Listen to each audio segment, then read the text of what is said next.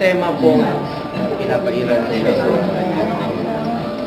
Alam niyo, hindi na po nababayaran. Kahit lumabas yan, kahit namatay na yun dyan sa loob ng hindi na po mababalik yung buhay ng mga iwan.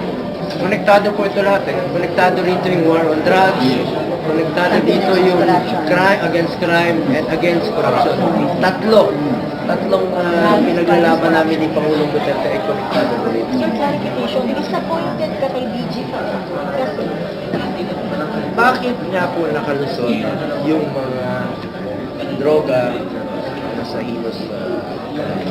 Paano mo ibabalik ngayon yan?